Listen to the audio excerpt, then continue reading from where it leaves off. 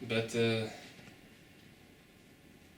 iš tikrųjų gyvybės nebuvimas ir Dievo nejautimas ir nematymas reikiamybės jo girti arba nemėgimas jo šlovinti irgi labai surištas su stabmeldystė.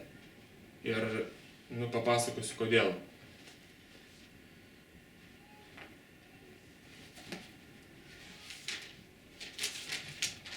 Nuo vaikystės kažkaip esu girdėjęs tos 10 Dievo įsakymų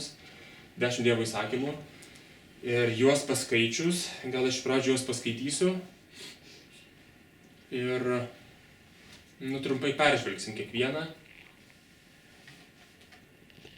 Tai Išėjimo knygos 20 skyrius. Nuo pirmos eilutės skaitau. Dievas kalbėjo visus šios žodžius. Aš esu viešpats, tavo Dievas, kuris tave išvedžiau iš Egipto žemės, iš vergijos namų. Izraeliui sako. Ir neturėk kitų dievų šalia manęs. Pirmas Dievo įsakymas. Neturėk kitų dievų šalia manęs. Ir nuo pat vaikystės ir po to aš galvoju, aišku, neturiu kitų dievų tikiu. Jau gerai, čia esu, reiškia, visiškai teisus galvodavau, čia jau esu atkrenta man šitas, aš ir taip čia nedarau nieko blogo. Tada nedaryk savo jokio drožinio, nei jokio atvaizdo. Antras įsakymas, atvaizdo to, kas yra aukštai danguje, žemai žemėje ar po žeme vandenyje. Nesilenk prieš juos ir netarnauk jiems, nes aš viešpats tavo Dievas, esu pavydus Dievas, baudžiąs vaikus už tėvų kaltes iki 3. ir 4. kartos tų, kurie manęs nekenčia, bei rodąs gailestingumą iki 1000 kartos tiems, kurie mane myli ir laikosi mano įsakymų. Tai antras įsakymas, kad nedrož stabų visokių ir galvodavau, aš ir taip jų nedrožiu. Ir stabų mes negarbinam. Čia tik seniau garbindavo tos stabus ir kaip ir šitas irgi nebelabai aktualus įsakymas mūsų dienom, nes niekas ir negarbintų čia iš tikrųjų tų stabų. Tai taip pamastydavau ir galvodavau, kad šitie vadu jau man kaip ir aš perėjęs šitus. Tada netark viešpatės savo Dievo vardo be reikalo, nes viešpats nepaliks be kaltės to, kuris be reikalo mini jo vardą. Tai aš nelabai linkęs sakyti Jėzus Marija, arba o Dieve ir panašiai, aš ir taip nelabai linkęs. Ir galvoju, gerai, šitą aš irgi jau įveikęs. Ir man jau nebegrįšiu prie šitos Biblijos vietos gyvenime, nes jau čia perėjau. Atsimink šabo dieną, kad ją švęstum. Tai irgi šabo mums nereikia švęsti. Ir galvodavau, čia žydų kultūra, taigi, ir, žodžiu, čia šitas gerai, kaip ir aš ją atsimenu, kad jin tokia būdavo. 6 dienas dirb, taip ir atlik visus savo darbus, o 7 diena yra šabas viešpačiui tavo Dievui. Joje nevalia dirbti jokio darbo, nei tau, nei tavo sūnui ir dukteriai, nei tavo tarnui ir tarnaitai, nei tavo gyvuliui, nei ateiviui, kuris yra tavo namuose. Nes per 6 dienas viešpats sukūrė dangų, žemę, jūrą ir visa, kas jose yra, o 7 dieną ilsėjosi. Todėl viešpats palaimino ir pašventino šabo dieną. Tai galvoju, gerai. Ir taip, jeigu einu sekmadienį į bažnyčią ir nedirbu, tai kaip ir šitą, tarsi šabas man irgi tokia išskirta diena viešpačiui ir, reiškia, prie šito įstatymo irgi jau nebegrįšiu, nes įvaldžiau. Tada gerbk savo tėvą ir motiną, kad ilgai gyventum žemėje, kurią viešpats Dievas tau duoda. Tai, čia gal reikia biškį pasimokyti dar, bet irgi vis galvodavau, kad lyg ir pakankamai gerbiu, nes nieko blogo nesakau, per daug nesipykstam.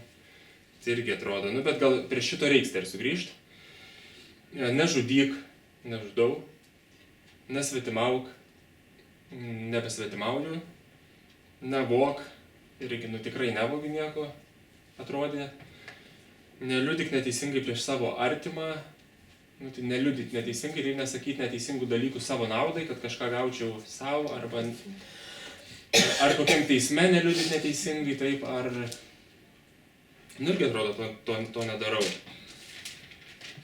Ir negeisk savo artimo namų, negei savo artimo žmonos, nei jo tarno, nei tarnaitės, nei jaučio, nei asilo, nieko, kas yra tavo artimo.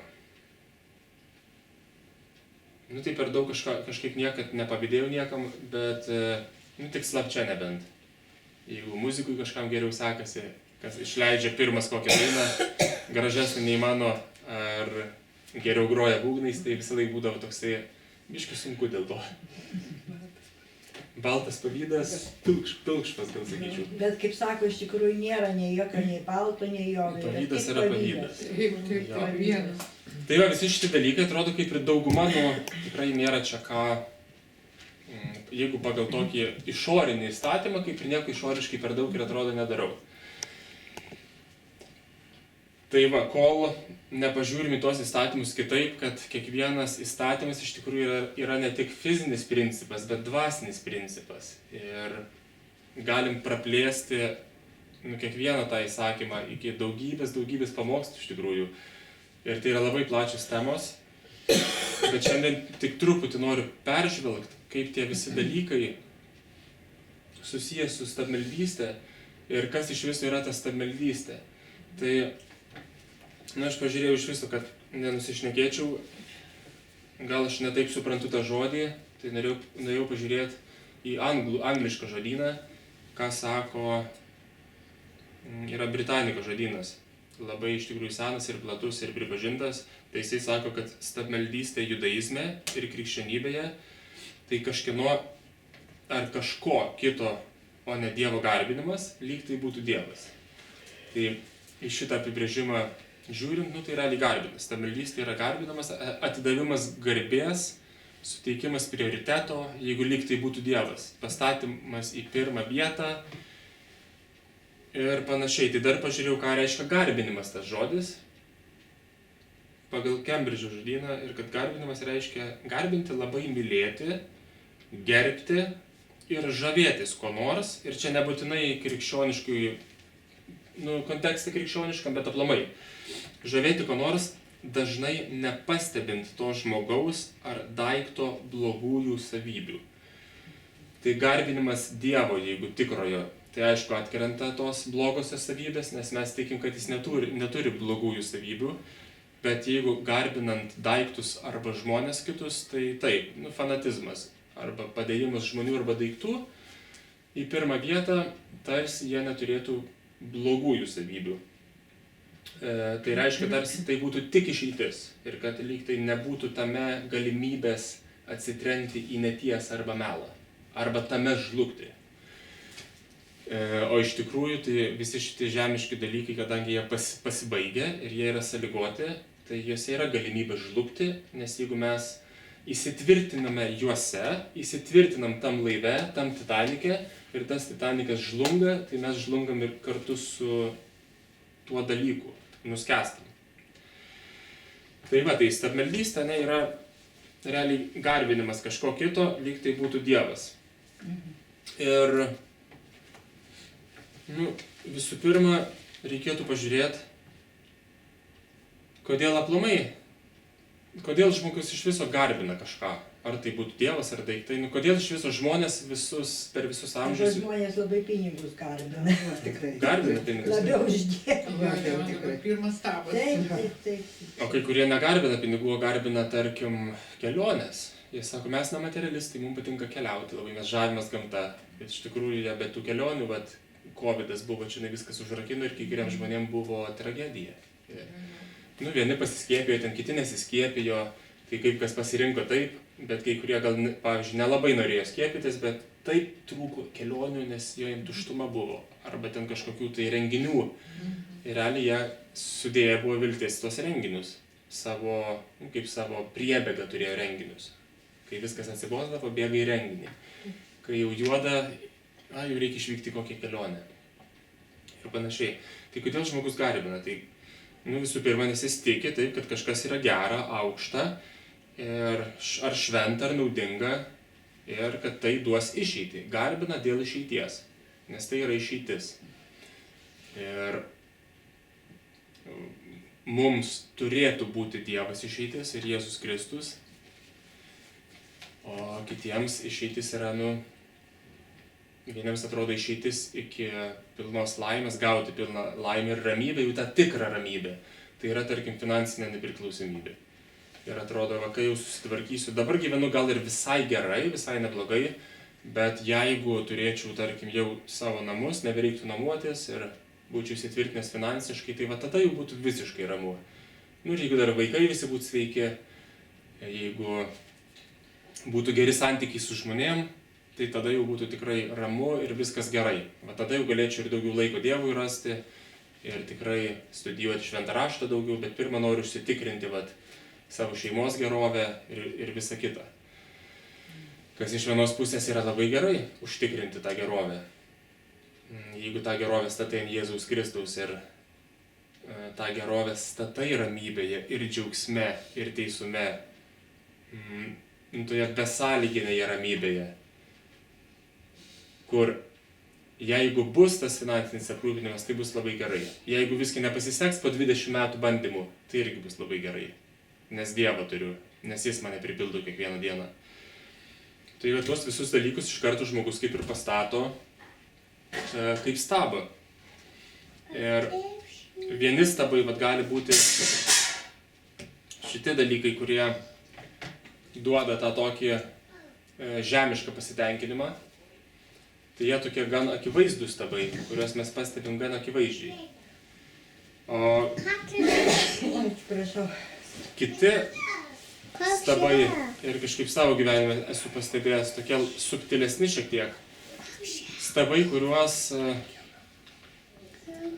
kurie labai subtiliai įeina į mūsų gyvenimus ir galim jų labai ilgai nepastebėti ir juos netgi dengti tikėjimu savo.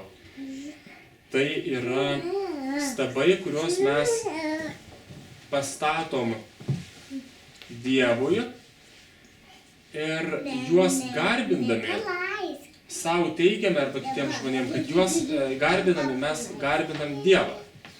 Ir čia galim atsiminti istoriją apie kaip Mozė nuėjo ant kalno, taip, ir kalbėti su Dievu ir jam užtrukus žydai pasigėdo ir pradėjo murmėti, kad tikriausiai nebegrįš Mozė, jau gal kur pradingo.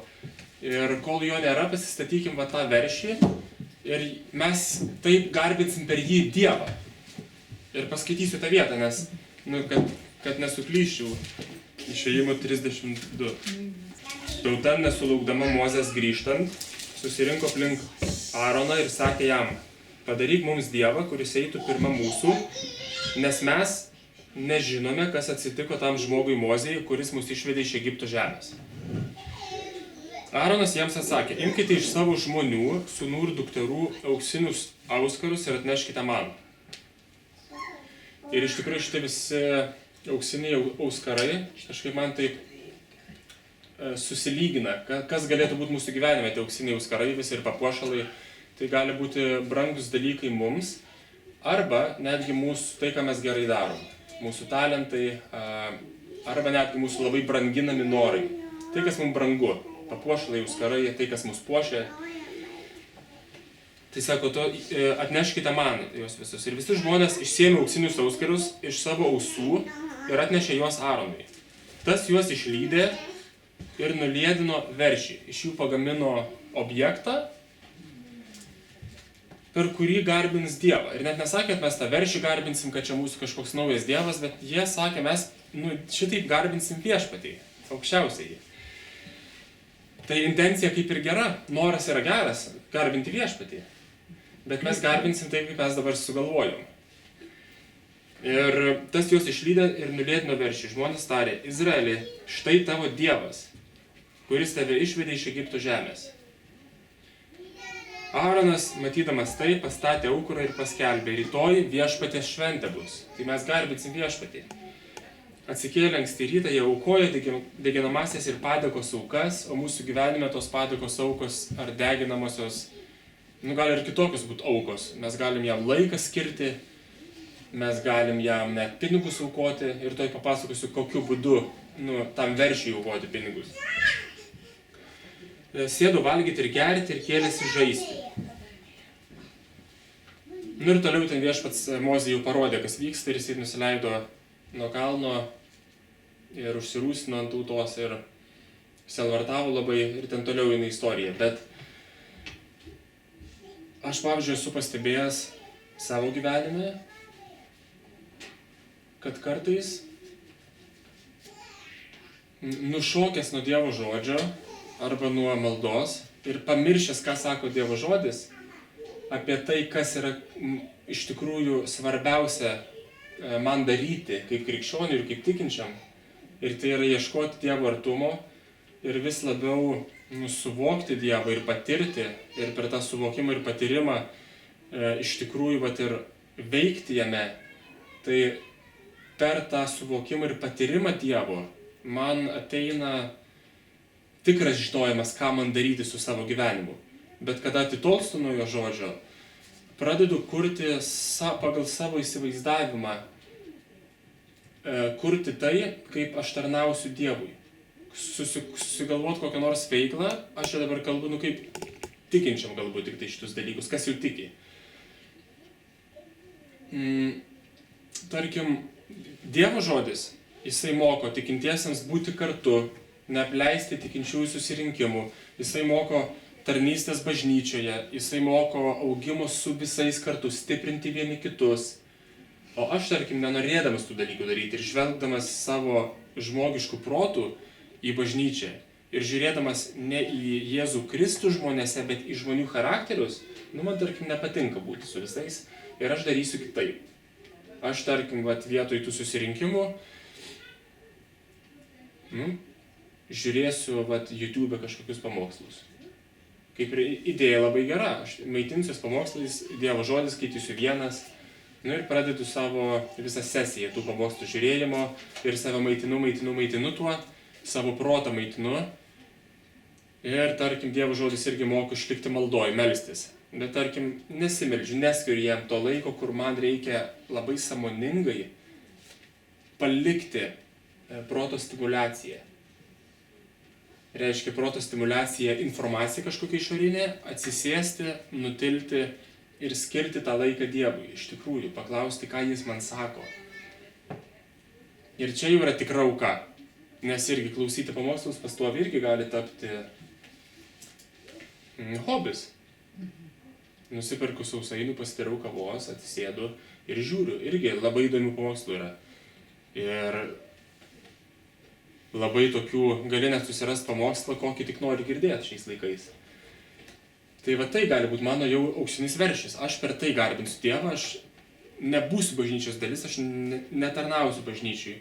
Aš neauginsiu savo vietinės bažnyčios, kurią iš tikrųjų užaugus ir sužydėjus ir ta vietovė gali atsiversti.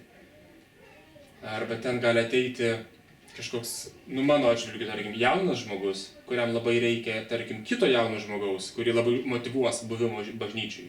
Ir aš nežinau Dievo kelių, bet Dievas, turi tvarką, kaip būti bažnyčiai, kaip augti bažnyčiai ir kad reikia bažnyčios. Aš čia kaip pavyzdį duodu, vieną pavyzdį duodu, tarkim, buvimas bažnyčioje. Ir aš nusprendžiu, kaip aš pats darysiu ir pats augsiu iš savo pastangų. Ir šito, tarkim, susikurto aukso veršio garbinimo pasiekmė, pavyzdžių galiu duoti tokių, kad aš negaunu patarimų iš vyresniųjų. Kitas dalykas, aš neugdau savo meilės ir pakantumo. Aš žvelgiu į žmonės ir jie gal man neįdomus, jie gal tokie, jie gal anokie. Ir neugdau meilės, besąlyginės, iš tikrųjų dieviškos. Nes galbūt noriu, kad bažnyčių būtų tik žmonės, kurie mano interesus liečia, kurie man įdomus, kurie man gražus galbūt, kurie jaunatviški, pagal tai, kaip aš suprantu jaunatvę. Galbūt gal man šlovinimas nepatinka bažnyčiai ir dėl to aš nusprendžiu online bažnyčią lankyti, kur geresnis šlovinimas. Ir prisirišu prie visiškai savo muzikos stiliaus, taip kaip išsireiškia. Bet neatsinešu pats šlovinimo į bažnyčią. Bet iš kitos pusės, jeigu atsisakau to stabo ir Dievas man parodo, kad visgi tai yra stabas, tavo šitas nuosavas teisumas toks ir šventumas ir ieškojimas Dievo savo būdu, aš tada atsisakęs šito stabo ir beprašydamas Dievo pagalbos, kaip iš tikrųjų pagal jo žodį augti ir būti bažnyčiai ir jam tarnauti, ne pagal savo susigalvotą kažkokį tai stabmeldišką veiksmą. Aš tada galiu iš tikrųjų pradėti prisidėti prie Dievo kūno auginimo ir prie jos stiprinimo, tvirtinimo.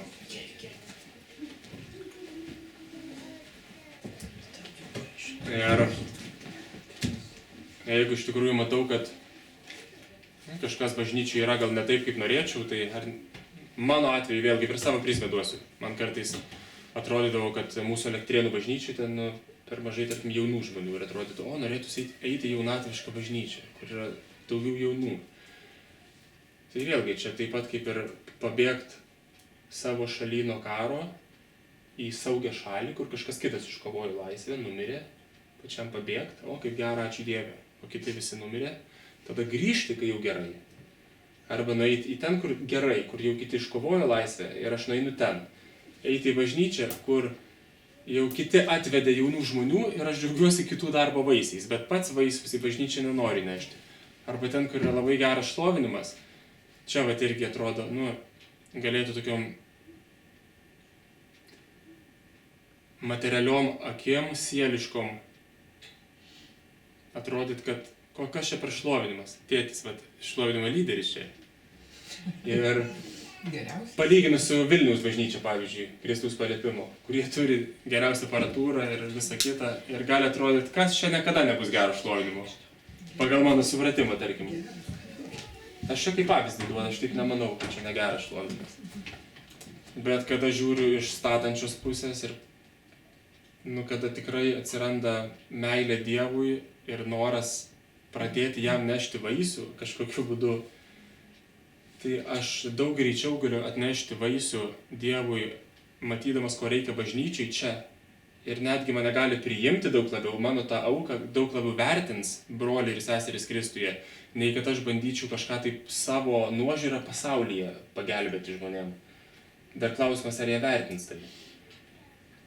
Reikia geresnio šlovinimo, gerai, gitara pasimokyk grot, pianinu, paprastus akordus, dainuoti, atsinešk projektorių, skaidres gali padaryti ant sienos, kad visi galėtų šlovinti.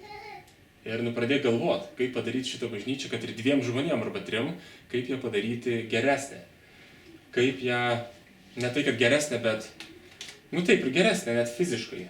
Be abejo, bažnyčia yra gera tuo, kad joje yra Jėzus, tai jau yra geriausia, bet kaip nuolat tobulinti, kad taip, kad ir sielai būtų gera, kad ir siela atgytų, ne tik dvasią pamaitinti, bet kad viskas augtų ir kad net kūnui būtų gerai, gal sveiko maisto išvirti po susirinkimo ir tiesiog šitaip auginti visą bendruomenę.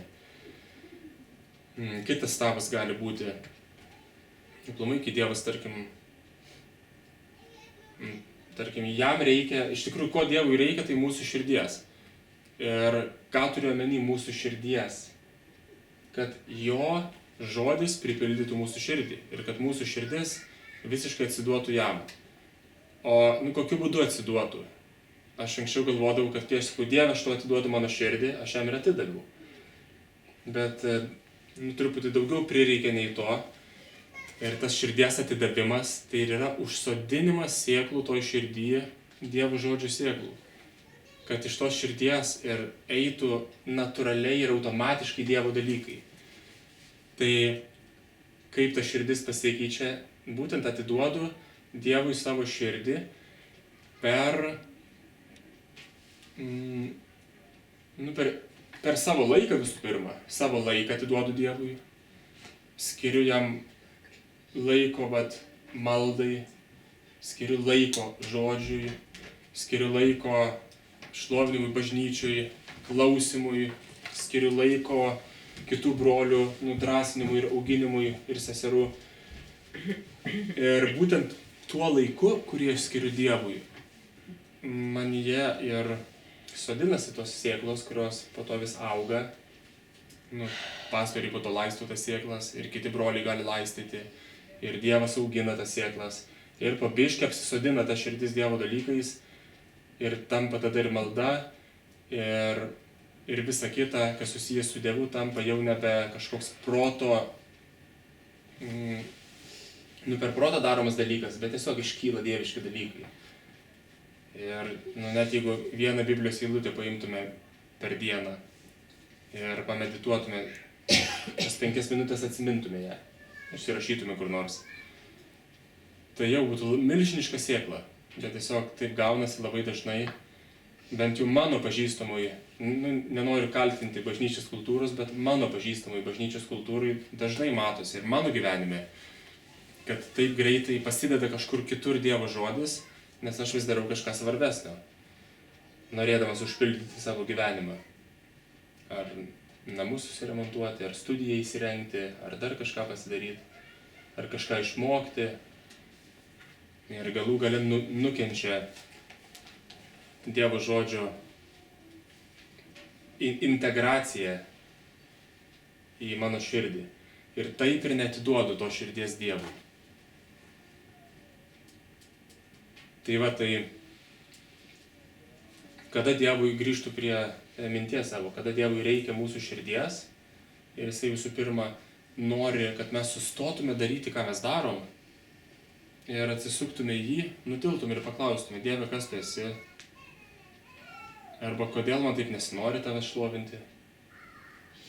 Ir aš neprojektuoju šitą ant jūsų, bet aš per save, aš tai sakau, nes man tai buvo. Kodėl man nesinori tave šlovinti, kodėl aš visgi taip nelabai tikiu iš tikrųjų, kad tu Dieve esi mano priebėga ir šaltinis džiaugsmo ir pradėti klausinėti Dievo tų klausimų. Ir Jisai ir laukia, kad mes pradėtume klausinėti šitų klausimų, bet mes negalim gauti atsakymą, jeigu mes pastoviai kažką darom. Ir tuo labiau, kada mes susikūrėm tuos stabus, kur kaip ir intencija yra lyg tai Dievui daryti, bet iš tikrųjų tuos stabų mes slepiam ir bėgam nuo tikrojo buvimo su Dievu.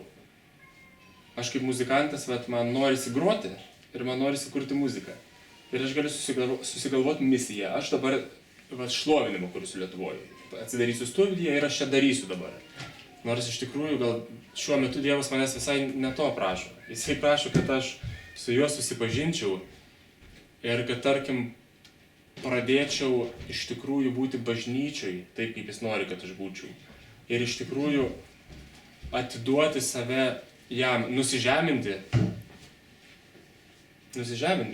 pripažinti, kad aš esu jaunas dar labai Dieve ir kad man reikia augimo ir kad man reikia pieno ir kad tą pieną man gali duoti Dievo žodis, aišku, bet žmonės, kurie ilgiau tikėję, jie man gali duoti to. Tai, per ką jie jau perėję, jie tikrai gali patarti ir aš tai patyriau. Paskutiniu metu, kai pradėjau daugiau bendrauti ir su savo pastorium, pavyzdžiui, ir su žmonėm, aš pamatau, kad ten, kur žemiškose dalykuose, aš suprantu geriau, tarkim, kad tam tikrus dalykus, nei tie žmonės, kurie bažnyčiai vyresni už mane, bet dvasiniuose dalykuose jie įsišaknyja daug labiau tikėjime. Ten, kur aš logikoje atrodo geriau suprantu, mano manimu netgi, logikoje geriau suprantu, bet tikėjimo atžvilgiu žmogus, kuris per labai jau daug loginių sprendimų praėjęs ir labai ilgą laiką yra vadovavęsis savo logiką, supratimu, jisai kitaip biškį žiūri. Kartais tikrai gali net atrodyti, kad protingai šneku, kad fiziniai dalykai kažkokie mane gali labiau priartinti prie Dievo. Ar ten būtų, kaip man dažnai kildavo, kad kodėl krikščionis taip nesveikai maitinasi ir save nubukina nesveiku maistu. Dalinai tai gali būti atrodyti tiesa taip, jeigu mes save galim užsibukinti ir rajumu, ar ten gerti per daug kavos. Negalvot, ką valgai, į savo šventyklą. Tiesiog taip, savo šventyklą tarkim. Bet kai žiūriu į tai kaip į prioritetą, pats neturėdamas artimo ryšio su Dievu, tiesiog mesdamas kaltinimus kitiems, kad žiūrėkit, kaip jūs čia teršiat save, o mane moko tikėti. Tai gaunas tiesiog, tai, ko šventas raštas aiškiai sako nedaryti, kas tu toks, kad teistum kitą. Nes pats darai, lygiai taip pat kaip už ką teisi, pats darai tai už ką teisi. Gal ir ne tą pačią formą, bet gal principas tas pats, kažkur kitur tą patį darai iš tikrųjų. Teisi, kad tas valgo, o pats žiūri pamokslus kiekvieną dieną. Nors tau reikėtų tiesiog tuo metu pasimelsti. Žiūrėti tai lengva, tiesiog žiūrėti yra lengva. Gali žiūrėti labai nesąmoningai, o melstis kaip reikia. Dieve, kad keisk mano širdį, parodyk man, iš pradžių net žodžiai neteina į galvą kartais. Ir va tie labai subtilūs stabai, jie gali taip užimti gyvenimą, tie projektai mūsų žmogiški, veiklos, kur atrodo taip, aš šitaip tarnausiu Dievui, nes aš nusprendžiau taip tarnauti Dievui. Tikrai verta kartais sustoti ir ištirti savo motyvus. Taip, kad šiandien aš nepereisiu visų iš tikrųjų 10 Dievo įsakymų ir kuo jie susiję, nes labai išspręsčiau. Aš maniau, kad kaip tik 20 minučių sakysiu, bet išsiplėtė mintis. Yra tas dalykas, kad žmonės garbindami kažką, garbindami bet ką, arba suteikdami prioritetą bet kam, jie ieško labai normalių dalykų, iš tikrųjų, ko mums reikia. Tai yra iš žmogiškos pusės pateisinama, nes žmonės iš tikrųjų ieško visi tokių dalykų kaip šlovė, garbė, turtas, ramybė, ar sveikata, saugumas, tikslo ieško žmonės, laimės, gerų santykių, harmonijos, draugų, reikšmingo darbo kažkokio, tai kad jaustųsi vis tiek reikšmingas gyvenime, kad kažką aš dariau reikšmingo. Vilties ieško, norisi viltis kažkuo, kitaip tuščia. Ir visi tie dalykai geri, bet sieliniam lygmenį arba tiesiog kūniškam, tai jie labai lėkšti. Gali duoti viltį ir naujas darbas, gali duoti viltį. Arba tarkim, šlovė, garbė, aš kažkada grodavau su grupėm lietuvių žinomom, būgnais išgrodavau. Ir irgi tai duoda šlovės, pojūtį. Šlovinga. Būtent scenos ir groti, arba net kurti krikščionišką muziką ir, tarkim, gauti šlovę iš žmonių, kad kiti gali pasakyti, kokia tu čia nuostabi muzika, kuri toks patirtis Dievo vyras, taip ir toliau, irgi gali pasijusti labai svarbus ir iš tikrųjų pateptas.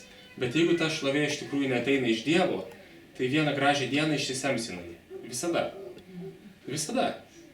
Mes, kaip atlikėjas muzikos, aš pasensiu, aš kažkada tapsiu niekam neįdomus, kaip.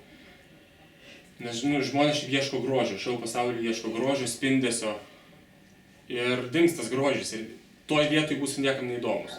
Kažkas visada geriau gros, kažkas visada geresnę muziką sukurs, kažkas bus didesnis ir ta šlovė dings. Ramybė, ramybė.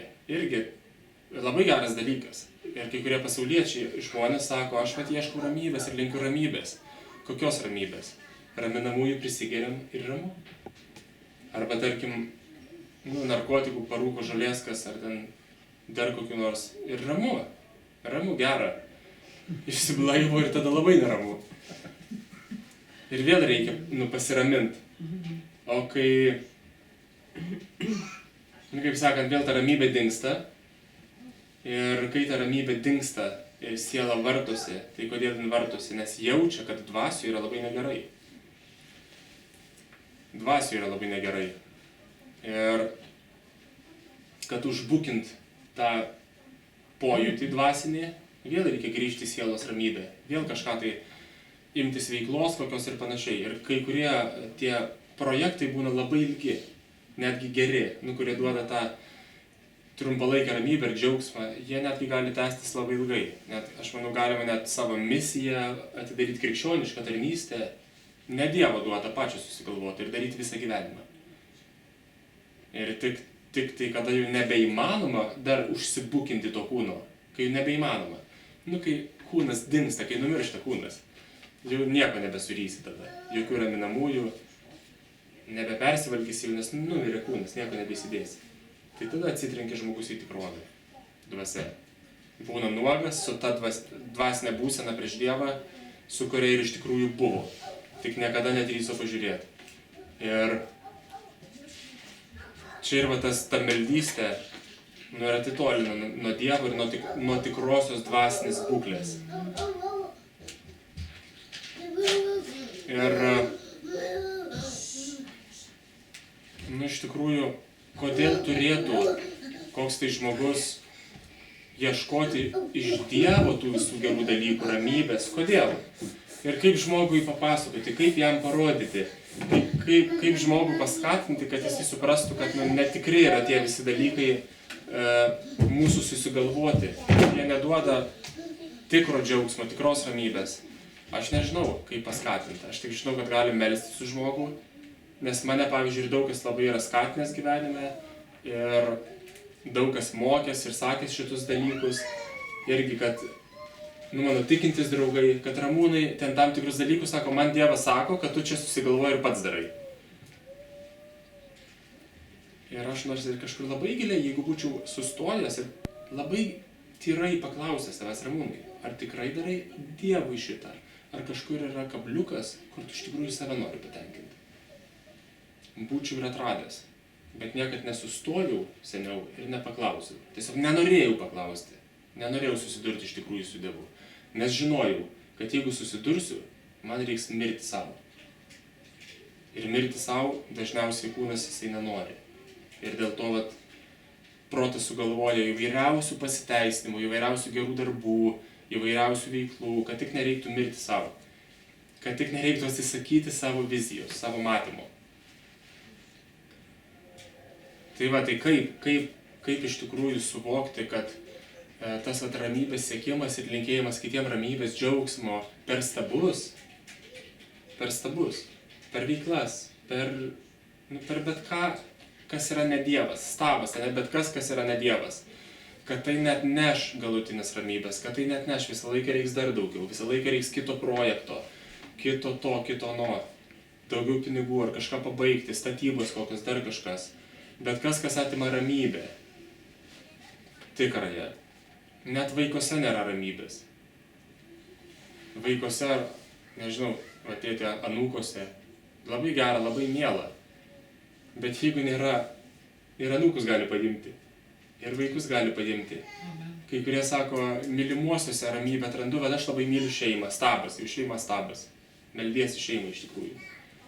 Ir todėl yra antras Dievo įsakymas iš tikrųjų. Ir pirmas, neturėk kitų dievų, nedrožk stabų. Tai mes galim išdrožti stabą iš bet ko. Ir iš Dievo to pačio išdrožti stabą. Dar labai svarbu paminėti. Aš daug internetą skaičiau, kai ruošiausi, daug straipsnių paskaičiau, nes pats aš labai daug nežinau ir man čia pirmas kartas iš vis dalintis bažnyčių, taip, kaip pamokslauti. Ir dėl to labai daug ką reikėjo dar pasitikslinti, kad nenusišnekėčiau dar internete. Ir atradau labai gerų įžvalgų tokių, kur tikrai pats nebūčiau pamatęs. Ir tiesiog kai kas gimė per šventąją dvasią man pačiam, o kai ką perskaičiau ir jums tiesiog perdodu. Tai labai gera viena mintis buvo, kad, sako, žmonės, kurie nežino Dievo žodžio, ir nežino, koks Dievas yra pagal Dievo žodį, jie ir šlovindami Dievą, šlovina stabą. Todėl, kad jie šlovina Dievą, kokį jie mano, kad šlovina. Jeigu šlovinam Dievą pagal savo įsivaizdavimus, netgi, kad ir tarkim jis yra tik baudėjas, kai kurie žmonės mato Dievą kaip tik baudėją, arba Dievą, kuris piktinasi mano malda, Dievą, kuris smerkia mane pastoviai, tarkim, už tai, kad aš ne taip Dievo žodį skaitau, kad aš nesusikoncentruoju maldoj, pavyzdžiui, irgi, apsikaltinimas. Jeigu aš irgi taip Dievą matau, aš ne tik ar Dievą garbinu, aš garbinu savo sugalvotą Dievą. Ir labai svarbu dėl to iš Biblijos, niekas kitas nepaaiškins taip gerai, kaip Biblija iš tikrųjų apie Dievo savybės. Ir labai svarbu, kad mes garbintume, tikrą, koks jis yra Dievą, matytume garbindami. Lygiai taip pat iš kitos pusės, jeigu manom, kad Dievas yra tas, kuris yra skirtas patenkinti mūsų poreikius tik tai, nes irgi yra tokių mokymų, kad žmonės mano, kad krikščionys turėtų, patys krikščionys kai kurie mano, kad krikščionių gyvenimas jau, kai įsitikiu, turėtų kaip ir lengvas būti. Lengvas, paprastas ir dingsta visa kančia ir tiesiog Dievas turėtų išspręsti jo visas problemas. Nesuprasdamas, kad tos problemos ir yra kai kurios atimta gerovė, kad mes susimastytume apie tikrovę. atimtas malonumas, kartais net sveikata, negaliu sakyti, kad Dievas sąmoningai atima ir žmogų sužaloja. Bet Dievas sukūręs tokį mechanizmą, kad nuodėmė jinai gimdo mirtį. Ir kai žmogus netiesoje gyvena, nuodėmėji, jisai smerkia, kaltina ir panašiai, tai ir kūne atsiliepia. Ir jeigu žmogus turėtų pilną sveikatą, bet nepakeistą širdį, tai ką jisai veiktų tada su ta pilna sveikata? Ir žmogus gali sakyti, ir Jėzus pagydęs sakydavo, kad eik ir daugiau nenusidėk, kad kas blogiau tau nenutiktų. O ne, eik, aš tave pagydžiau ir dabar reik daryk toliau, ką nori. Tai irgi, jeigu aš Dievą tokį nusipiešiu, kuris turi man visą pasaulį pakeisti, kad visas pasaulis būtų pagal mane. Ir visus žmonės man nepatogius pakeisti. Ir mane pakeisti taip pat, Dievas mane pakeis. Aš nieko nesikeisiu, jis mane pakeis ir vieną dieną man bus lengva gyventi. Tai ar toks Dievas iš tikrųjų yra, čia yra mano lėkštai susikurtas paveikslėlis Dievo. Ir šitą Dievą garbindamas aš realiai nesuvokiu, kad aš garbinu. Aš garbinu savo statulą į nusipiešti, savo paveikslą Dievo. Ir man reikia atnaujinti savo protą. O atnaujinti protą per pasilikimą Dievo žodį ir dėl to yra gerai studijuoti. Ir dabar aš jau tikiu, kad arba pasaulis po biškį lyg sukaltų, graviruojamus po truputį. To jaus, kad nepamirščiau. Po truputį mus graviruoja ir mus kala ir mus spalvina pasaulis, arba Dievo žodis ir Dievas ir šventoji dvasia per žmones ir, aišku, antgamtiškai ir visaip kitaip mus po truputį šventina, o ne taip, kad įtikėjau, pradėjau skaityti ir nesibaigia mano problemos. Arba čia ne man, nes aš nejaučiu šventosios dvasios, pavyzdžiui. Taip, kaip įsivaizduoju, kad turėčiau jausti. Tai va, ir pabaigiant, gal dar kartą, tie praktiniai būdai tokie kaip atpažinti stabus gyvenime, kokie iš vis gali būti stabai, tai labai paprastai įvardyja 1 Jono laiške, 2 skyriui,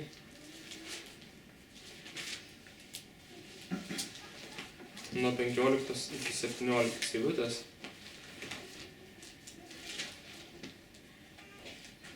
Kur sako, nemylėkite pasaulio, nei to, kas yra pasaulyje. Tai kalbama apie visus dalykus, kurie yra fiziniam pasaulyje. Ir dar, Biblija, kai sako pasaulis, tai įtraukia ir sielinius dalykus, irgi sieliniai dalykai. Pasaulio išdidumas, pavyzdžiui, čia paminėtas. Tai, kas mūsų sielą tik maitina, mūsų jausmus, mūsų protą pamaitina, irgi tai yra pasaulietiškas fizinis dalykas iš tikrųjų. Tai jei kas myli pasaulį, nėra jame Tėvo meilės. Myli pasaulį, tai yra susižavėjęs, rūpinasi tik pasauliu, kelia, laiko artimu. Nėra, sako, jame Tėvo meilės, nes visa, kas pasaulyje, tai kūno geismas, tai va pirmas dalykas, kategorija pirma, kūno geismas, tai mūsų kūno darbai visi, tai, kas pamalonins mūsų kūną, gali tapti mūsų stabais. Ar tai būtų seksualinis nuodėmės kažkokios, ar tai būtų valgymas ir gėrimas, ar tai būtų kūno niokojimas kažkoks. Tai bet koks sutapimas kūno, arba maloninimas kūno, tą dalykas sureikšminant ir iškeliant ir, sotinant savo sielą tuo dalyku. Kūniški dalykai. Tai vat kūno geismas. Akių geismas. Tai ne tik ką mes matom, bet aplamai mūsų vizija. Visa mūsų vizija, kaip mes matom pasaulį. Mūsų vizija, ko mes norim. Mūsų vizija ir mūsų įsivaizdavimai. Kas mums padarys, kas mūsų tikėjimą pilną padarys, arba kas mums įprasmins gyvenimą, bet kas ne Dievas, bet kokios idėjos, ideologijos, čia filosofijos gali būti, akių geismas ir gyvenimų išdidumas. Tai, kas mus pakels pačius, bet koks dalykas, stabas irgi, bet koks dalykas, kas pakels mus. Ar mano net tarnystė, jeigu tai ateina iš gyvenimo išdidumo šaknies, kaip sakiau, šlovinsiu Dievą ir gausiu padėką iš žmonių. jie vat mane mėgs. Jie irgi mano talentai bus iškelti. Na, kažką geriau darysiu už kitus ir nu, bet kas. Tai gali būti labai subtilūs dalykai tokie. Tai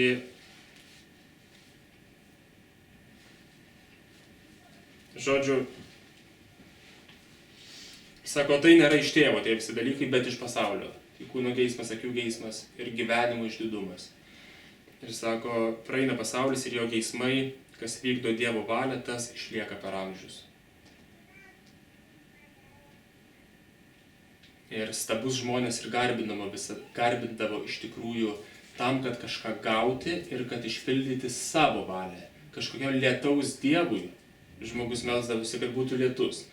Ir tam, kad jisai užsiaugintų grūdus, nes jisai manė, kad reikia grūdų būtinai jam. O iš tikrųjų Dievas siųsdavo tada, tarkim, badą, kad žmonės nevalgytų ir kad jie priartėtų prie jo per badą, kad nebepasitenkintų. Skurdą galėdavo atsiųsti, ar ten kažkokį marą, irgi, kad žmogus suprastų, kad ne, tu nesi stiprus. Ir pagonis, ką darydavo, eidavo pas kokį sveikatos dievą, čia jau tokie net drožiniai būdavo, gal ar skulptūros, paveikslai. Lygiai taip pat ir šiais laikais aš noriu savo valią įvykdyti, tai aš griebiuosi darbo. Aš griebiuosi ne Dievo, kad jis mane pripildytų, aš darbo griebiuosi. Aš griebiuosi savo kažkokios tai tarnystės, kad mane pripildytų. Tai bet kada tik kažką darom iš tikrųjų, ar kažko norim,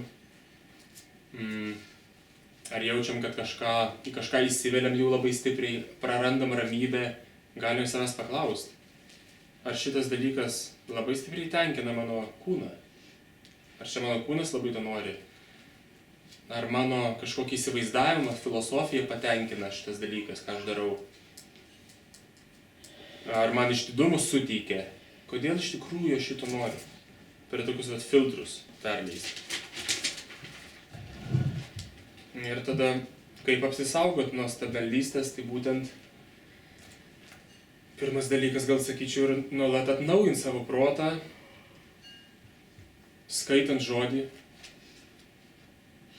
atsimenant gerus Dievo darbus, ką jis jau padarė, atsimenant, kodėl mes jam turim būti dėkingi.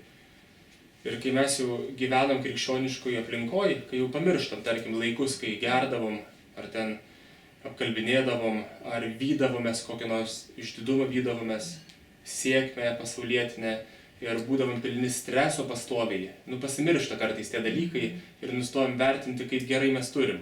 Ir kaip čia gerai iš tikrųjų tarp tikinčių, kur niekas nenori tavęs apgauti, kur žmonės susirenka Dievų šlovint. Pasimiršta, kad reikia dėkoti. Tai tas dėkojimas pastovus ir skaitimas Dievo žodžio ir prašymas Dievo patikėti ir suvokti apie tą jo gerumą. Šlovinimas jo, tiesiog šlovinimas, dėkojimas, garbinimas, skirimas jam laiko, tai labai stipriai tikrai atplėš nuo stabmeldystės ir padės išlikti centre. Ir kiekvieną dieną atminti iš tikrųjų, kad mes Jėzui tikėjom ne tam, kad pasaulyje mums būtų labai gerai, Jėzus to nepažadėjo. Jėzus pažadėjo amžiną gyvenimą. Ir jisai pažadėjo ramybę, džiaugsmą, teisumą, šitus dalykus. Jisai pažadėjo, kad mes iš tikrųjų galėsim vadintis jo vaikais ir turėti pilną gyvenimą su Dievu, ką jis mums pažadėjo. Ir jeigu mums neužtenka to, reiškia mes to nepažįstam. Ir reikia tiesiog prašyti Dievo, kad mes pažintume tą meilę. Kad gautume tą tikrą džiaugsmą, kad galėtume giedoti sekmadienį, kad aš džiaugiuosi tavim ir tas tikrasis džiaugsmas, kad visa tai taptų tikra. Ir viskas, tada užbaigsiu.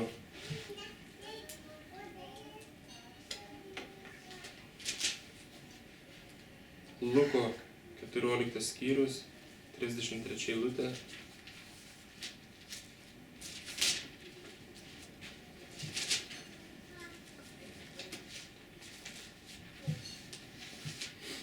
Kaip ir sako, taip pat kiekvienas iš jūsų, kuris neatsižada viso, ką turi, negali būti mano mokiniu.